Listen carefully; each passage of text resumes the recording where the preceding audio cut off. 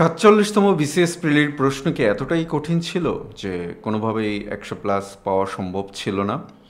আগামী দিনে যারা বিসিএস পরীক্ষায় বসবেন, ৪৭তম বিসিএস থেকে আপনারা কী শিক্ষা নেবেন? গতকালকে আমি একটি বিশ্লেষণমূলক ভিডিও দিয়েছিলাম, সেখানে আমি দেখিয়েছিলাম যে প্রকৃতপক্ষে অবস্থাটা কী। এই সমস্ত বিষয় নিয়ে আজকে কথা বলবো। খুব গুরুত্বপূর্ণ একটি ভিডিও, বিশেষ করে যারা আগামী দিনে বিসিএস পরীক্ষায় বসবেন তাদের জন্য। আসসালামু আলাইকুম, যে যেখান থেকে আমাদের এই ভিডিও দেখছেন সবাইকে আমাদের চ্যানেলে স্বাগতম। এই ফাঁকে একটু বলে রাখি যে আমরা বিভিন্ন বিশেষজ্ঞ কর্তৃক বিভিন্ন প্ল্যাটফর্মে এবং মেইন স্ট্রিম নিউজ পেপারগুলোতে আমরা এটা দেখছি যে প্রশ্ন সম্পর্কে যেটা বলা হচ্ছে যে প্রশ্ন স্ট্যান্ডার্ড না। আসলে স্ট্যান্ডার্ডের মাপকাঠি কী? কোনটাকে আপনি স্ট্যান্ডার্ড বলবেন? পিএসসি যে প্রশ্নটা দিয়েছে সেটাই আপনার জন্য স্ট্যান্ডার্ড। আপনি ওয়েস্ট বেঙ্গল, আমাদের পার্শ্ববর্তী ওয়েস্ট বেঙ্গল পাবলিক সার্ভিস কমিশনের প্রশ্ন দেখেন, আপনি আসাম পাবলিক সার্ভিস কমিশনের প্রশ্ন দেখেন, আপনি বিহার পাবলিক সার্ভিস কমিশনের প্রশ্ন দেখেন, আপনি ইন্ডিয়ান সেন্ট্রাল সিভিল সার্ভিস পরীক্ষার প্রশ্ন দেখেন, আপনি পাকিস্তান সিভিল সার্ভিস পরীক্ষার প্রশ্ন দেখেন, আপনি শ্রীলঙ্কান সিভিল সার্ভিস পরীক্ষার প্রশ্ন দেখেন। আমি দেখাবো একদিন সময় করে, আজকে দেখাবো না যেহেতু ভিডিওটা খুব বড় করবো না। আসলে স্ট্যান্ডার্ড বলতে হ্যাঁ হতে পারে আমাদের প্রশ্নটা স্ট্যান্ডার্ড হয়নি, এটা আমি বলতে পারতেছি না। যেটা আমার কাছে প্রশ্ন হয়েছে সেটাই স্ট্যান্ডার্ড। তবে হ্যাঁ, উইথ রেসপেক্ট, হয়তো তাদের কাছে এটা মনে হতে পারে যাদের সাজেশন কমন পড়েনি। মেবি উইথ রেসপেক্ট, আমি পক্ষে বা বিপক্ষে বলছি না, এটা হতে পারে। তো আমরা একটু এই ফাঁকে একটু দেখে আসবো যে আমাদের দুইটা প্রশ্ন নিয়ে একটু সমস্যা ছিল, আমরা সেই দুইটা প্রশ্ন একটু দেখে আসবো। এটা হচ্ছে আমার সেট 1-এর 146 নাম্বার, যেটা সঠিক অ্যান্সার ছিল না এবং 110 নাম্বার, এটার সঠিক অ্যান্সার ছিল না। এটা নিয়েও সমালোচনা হয়েছে। পাবলিক সার্ভিস কমিশনের পরীক্ষার মতো এরকম একটা পরীক্ষা এই ধরনের প্রশ্ন ভুল, এটা কখনোই কাম্য না। কিন্তু এটা এত বড় ভুল না যে যেটার জন্য পিএসসির একদম ফাঁসি বা হয়ে যাবে। পিএসসি অবশ্যই এটার একটি সমাধান দেবেন, এটার একটি সলিউশন দেবেন। বিগত বছরগুলো আমরা দেখে এসেছি। আর যেখানে কম্পিউটার ক্লক স্পিড, যেটা ইরানের ফর্দ, এই দুইটা প্রশ্ন ভুল হয়েছে। এটা স্বাভাবিক 200 প্রশ্নের মধ্যে। আর পিএসসির প্রশ্ন প্রণয়ন পদ্ধতি, এটা নিয়ে পরে আরেক সময় কথা বলবো যে আসলে মডারেশন, সেটার, শর্টার, কম্পোজার, প্রিন্টার, সবশেষে লটারি, দুইটা বাদ দিয়ে বাকি 198টা আমরা চিন্তা করি। আর নিতান্তই যদি কেউ মনে করেন যে এই দুইটার জন্য তারা মিস করে যেতেন, যদিও পিএসসি এখন পর্যন্ত এই বিষয়ে সিদ্ধান্ত দেয়নি, হয়তো বা আজকালকে আমরা সিদ্ধান্ত পেয়ে যাব এটা। তো আমরা একটু সমস্ত 200 প্রশ্ন তো সব দেখানো সম্ভব না, আমরা একটু বাংলা প্রশ্নটা একটু দেখাবো। এর আগে যে নম্বর আমি যেটা দেখিয়েছিলাম আপনাদেরকে, এটা একটু আমরা দেখে নেব। আমি গতকালকের ভিডিওটা আমি ডিসক্রিপশন বক্সে দিয়ে দিচ্ছি, আপনারা একটু দেখে নেবেন এবং আমি কমেন্ট বক্সে পিনও করে রাখছি, এটা দেখে নেবেন। আমরা এইটা হিসেব করেছিলাম যে মোটামুটি আমাদের 35টার মধ্যে, যেহেতু বাংলা নিয়ে কথা বলছি, আমাদের 9টা প্রশ্ন মোটামুটি আউট অফ ট্র্যাক বা কঠিন এসেছিল। তো চলুন আমরা সরাসরি বাংলায় চলে যাই।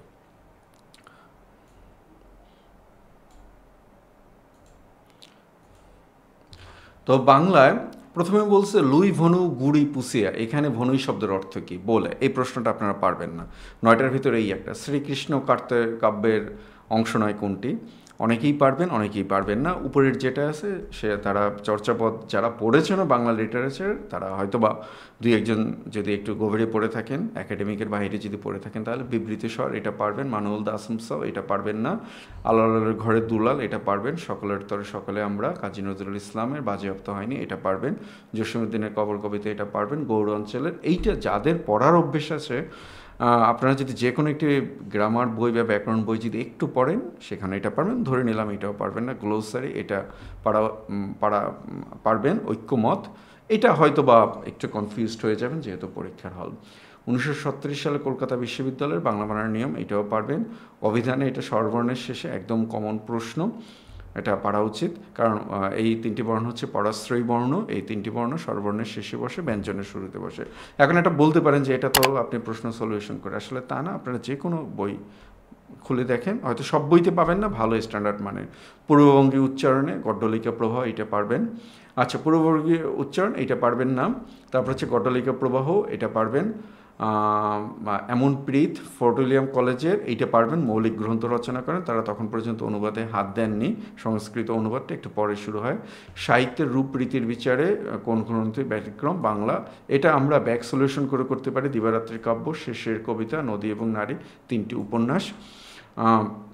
আমরা ব্যাক সলিউশন ধরে বিরাট গরু ছাগলের হাট, এটা একটা কনফিউজড হতে পারেন। তবে আমরা আমাদের যে স্বাভাবিক যে জ্ঞান বা আমাদের যে লজিক্যাল যে যৌক্তিক বিচার, সে যৌক্তিক বিচার থেকে আমরা এটাকে নিতে পারি যে আসলে এখানে বিরাট গরু ছাগল, মানে গরু ছাগলকে বোঝানো হয়নি, বিরাট বোঝানো হয়েছে হাটকে। অজর, এইটাও পারবেন। ব্যাং, এইটা একটু কনফিউশন থাকে, তবে বাংলা বানানের নিয়ম যাদের পড়া আছে বাংলা একাডেমি প্রণীত, এর 1 নম্বর বা 2 নম্বর নিয়মটা আমার ঠিক এই মুহূর্তে স্মরণ নেই। সে কৌতুক করিবার, এইটা একটু কনফিউজড হয়ে যেতে পারেন। নিত্য, এইটাও পারবেন। বাক্যের অবস্থান অনুযায়ী বাংলা একাডেমির, এইটা পারবেন জামিল চৌধুরী। মঙ্গল কাব্যের ঐতিহাসিক চরিত্র অন্নদামঙ্গল, ভারতচন্দ্র রায় গুণাকারের, এইটা আমার মতো অনেকের পারা উচিত, কারণ যেহেতু অন্নদামঙ্গল নিয়ে ভারতচন্দ্র মধ্যযুগের সর্বশেষ কবি। তারপরে ধরে নিলাম এটা পারবেন না। কোন ব্যক্তি আলো আলোয়ের জীবন লিখেছেন, পদ্মাবতী। এটা পদ্মাবতীর একদম শুরুর দিকে যে স্তুতি বা আত্মপরিচয় আছে, সেই স্তুতি এবং আত্মপরিচয়ের মধ্যে এটা দেওয়া আছে। তুরস্ক ভ্রমণ কাল লেখা, এইটা পারবেন না। সৈয়দ অলউল্লাহর অস্তিত্ববাদ, এটা কমন, মানে রিপিটেড কোশ্চেন, 30 নম্বর।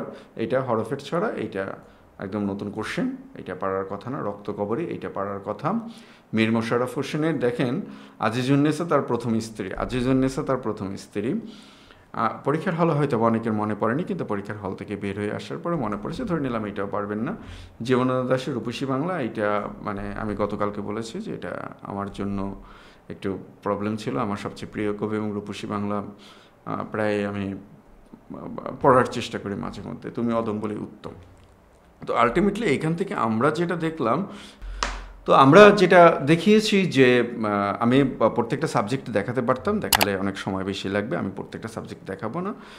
এর ভিতরে সবচেয়ে যেটা ডিজাস্টার ঘটিয়ে দিয়েছে সেটা হলো কম্পিউটার এবং তথ্য প্রযুক্তি, ভয়াবহ ধরনের ডিজাস্টার ঘটিয়ে দিয়েছে। তো এই ডিজাস্টারটা ঘটালো, দেখেন ওইখানে আমি 10টা বাদ দিয়েও বাকি 5টা থাকে।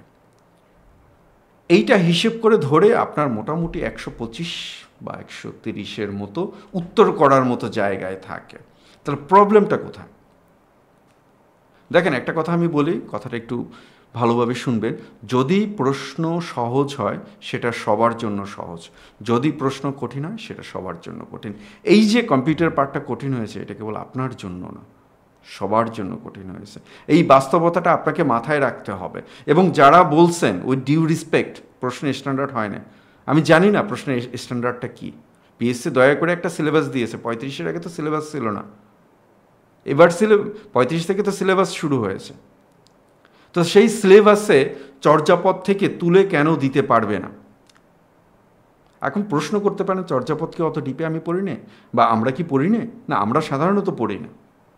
এখন না পড়লে কি প্রশ্ন কি দিতে পারবে না? এই বাস্তবতাটা আপনাদের মাথায় রাখতে হবে। এবং কমন পড়ার যে প্রবণতা, আমি একটা ইস্যু বলেছিলাম গতকালকে একটা ভিডিওতে, যেটা বলেছিলাম যে পরের ইস্যে আপনারা পাবেন। কেউ কেউ তো বলে ইংলিশে কমন পেতে অক্সফোর্ড ক্যামব্রিজ ডিকশনারি পড়বেন। আমি একটু দেখাই আপনাদেরকে, একটু দয়া করে দেখবেন যে আমি এখানে এটা নামিয়ে রেখেছি। আমি এখানে চর্যাপদটা নামিয়ে রেখেছি। এটা হলো চর্যার 2 নম্বর পদ, একটু ঝাপসা ঝাপসা কুকুরিপাদ বা কুকুরিপা, রাগ গবরা কৌড়া। এখন যদি আপনাকে বলে চর্যাপদের দ্বিতীয় যে পদটা কুকুরিপার, সেই পদটা কোন ছন্দে লেখা, পসিবল? Is it possible? এখন দিলে আপনি কি করবেন? কেস মামলা করবে? আপনি পারেন না, স্কিপ করে যান ভাই। এই প্রশ্নটা বাদ দিয়ে, অর্থাৎ চর্যাপদ থেকে ভেলি যে প্রশ্নটা এসেছিল, ওই প্রশ্নটা বাদ দিয়েই তো আপনার, ওইটা বাদ দিয়ে, ওইটা তো সে 9টার মধ্যে, বাকি 26টা আপনি দেন, যেটা রিপিট হয়েছে, যেটা আপনি কমন সেন্স দিয়ে পারেন, আপনি সেইটা দেন। পসিবল এটা। এরপর দেখেন দুলি দুহি পিটা ধরন ন যায়, খুব কমন একটা লাইন, কুকুরিপাদের কমন একটা লাইন, প্রায়শই আমরা শুনি। এখন দুলি শব্দের অর্থ কী? তুলি শব্দের অর্থ কচ্ছপ। এখন কি আপনি বসে বসে এই চর্যাপদে 46.5টাকে মুখস্থ করবেন 1 মার্কসের জন্য? তো যারা নতুন প্রিপারেশন নিচ্ছেন, যারা নতুন প্রিপারেশন নেবেন, আপনাদের জন্য আমি আরও ভিডিও করব। করার চেষ্টা করব, কারণ আমি মাঝখানে হয়তো বা করতে পারি নাই। আর একটা ম্যাথের বিষয়টা আমি যদি একটু দেখাই, দেখেন 170 নম্বরের যেই ম্যাথটি আছে, একটি ব্যাগে 5টি সবুজ 2টি নীল বল আছে। যদি দৈবভাবে 2টি বল নেওয়া হয় তাহলে বল 2টি কোনোটাই নীল নেওয়ার সম্ভাবনা কত? আমি একদম লাস্ট একটা ভিডিও দিয়েছিলাম 48তম 49তমদের উদ্দেশ্যে, মানে 49 বলতে বিশেষ তো সবার জন্যই আমি দিয়েছিলাম। তো সেইখানে আমি বলেছিলাম যে আপনারা যে এইবার এই যে ম্যাথগুলোকে এভাবে যে করেন, কিভাবে করেন, এভাবে করেন যে তাহলে বল আছে কয়টা, বল আছে 5 আর 2 7, যদি 2টি মাল দেওয়া বলটি কোনোটি নীল না হওয়ার সম্ভাবনা কত? তো বলটি নীল না হওয়ার সম্ভাবনা, তাহলে আমার এইখানে 5, মোট বল হচ্ছে 5 আর 2 7, আর উপরে আছে কয়টা, উপরে আছে 5টা। এভাবেই তো আমরা করি। কিন্তু আমি সেই ভিডিওতে দেখিয়ে দিয়েছে, এর আগেও যখন আমি পারমিটেশন কম্বিনেশন প্রবাবিলিটি করেছি সেখানে আমি দেখিয়ে দিয়েছি, ভাই এভাবে শিখেন, NC2 বা NCR ভাগ NCR, এভাবে শিখেন। অর্থাৎ আপনি এখানে দুইটা মোট বল থেকে 2টা টানবেন, এইখানে মোট বল থেকে 2টা টানবেন, ঠিক এইটা গিয়েই দিল। এখন এখানে দোষটা কার? এইটা না পেরে আপনি বলবেন যে প্রশ্ন স্ট্যান্ডার্ড না। কাটমার্কস যেটা আপনার, যদি প্রশ্ন যদি অ্যাজ ইউজুয়াল হয়, কাটমার্কস তো 110-15 বা 105-7, এবার তো নিচে নেমে আসবে 100। আমি ধরে নিচ্ছি যে বাফার 5 থাকবে, অর্থাৎ 100 + 5, 100 - 5 বাফার থাকবে, 95 থাকবে। এরপরে আসেন, সেম আরেকটা প্রশ্ন আছে, এই প্রশ্নটা আপনারা অনেকেই পারেননি। সেই প্রশ্নটা হচ্ছে যে, আমি একটু দেখিয়ে নিচ্ছি, সেই প্রশ্নটা হচ্ছে যে এই যে প্রশ্নটা, এইখানে একটু ভুল আছে, আমি এটা কারেকশন করে দিই। এই ভুলটা আপনারা সবাই করে আসছেন, অর্থাৎ এইখানে যে x³ + 2/x³, এই জিনিসটুকু আপনারা লক্ষ্য করেননি। না, তার ফলে কি হয়েছে, 1/x এর যে মানটা বের করেছেন, সে 1/x এর মানটা বের করেছেন আপনারা √5 - √3। এখন এইখানে এইটাকে যে পরের লাইনে 2x যদি করে নিতাম আমরা, 2x করে নিলে 2 × 2 × √5(3). এরপরে আপনি x + 1/x এর মান বের করুন, যেটা আমি সমাধান হয়তো বা দিয়েছি, একটু দেখে নেবেন। তার এই বাস্তবতা। তো নতুনদের জন্য আমার স্পষ্ট পরামর্শ যেটা, সেটা হচ্ছে এই যে ওই জায়গাগুলোতে আপনি পৌঁছাতে পারবেন না, কিন্তু আপনাকে পড়তে হবে। এখন সে পড়াটা কি পড়বেন একটু লক্ষ্য করে শুনবেন। আপনার টার্গেট থাকবে রিপিটেড যে কোশ্চেনগুলো হয় বা অ্যাজ ইউজুয়াল যে কোশ্চেনগুলো হয়, সেগুলো যদি আপনি ভুল করে ফেলেন, একটা প্রশ্ন যদি ভুল করে ফেলেন, তাহলে আপনি ধরে নেবেন যে ওই 1.5 মার্কসের জন্য আপনি টিকেন নেই। মেসেজটা একদম ক্লিয়ার, অর্থাৎ রিপিটেড কোনো প্রশ্ন ভুল করা যাবে না। 2 নম্বর, যেটা সবচেয়ে বেশি গুরুত্বপূর্ণ, আপনি যেই সাবজেক্টেরই হন, আপনি ওই সাবজেক্টে আপনাকে আরও ভালো করতে হবে। ধরেন ফর এক্সাম্পল, ABCS-এ যারা ম্যাথ এবং বিজ্ঞানের যারা ছিলেন বরাবর, যেটা হয় এবারও তারা বেরিয়ে যেতে পারবেন। আপনি যেই সাবজেক্টটা হন, স্পেসিফিকলি ওই সাবজেক্টটা আপনার যেন কোনো মার্কস না ছোটে। সব সাবজেক্টে আপনি মাস্টার হতে পারবেন না, এটা সম্ভব না। যেমন গতকালকে আমি প্রশ্নটা যখন বিশ্লেষণ করি, তখন সেইখানে আরেকটুকু কথা বলেছিল, যাই হোক একটু ভিডিওটা বড় হয়ে যাচ্ছে। আর 3 নম্বর বিষয়টা হচ্ছে যে প্রচুর পড়ার অভ্যেস রাখতে হবে। যে বইগুলো আপনারা কেনেন বা যাদেরকে আপনারা ফলো করেন, অবভিয়াসলি তারা খুব এক্সপার্ট এবং যথেষ্ট বিশেষজ্ঞ তারা, কিন্তু পিএসসি কোন বছর কী করবে সেটা তো আগ থেকে বলা যায় না। বলতে পারলে তো এগুলো বইতেই ঢুকিয়ে দিত, এখন যেরকমভাবে ঢুকবে। আপনারা বাইরে পড়ার অভ্যেস করুন, একটু পড়ুন, যেইখানে যা পান সব পড়বেন ক্যাডার হতে গেলে। যেমন আমার, মানে এটা ব্যক্তিগতভাবে আমার আমি গতকালকে বলেছিলাম যে 35 BCS-এর মার্কসে, আমি আর সেটা বলবো না, বললে বলবেন চাপা।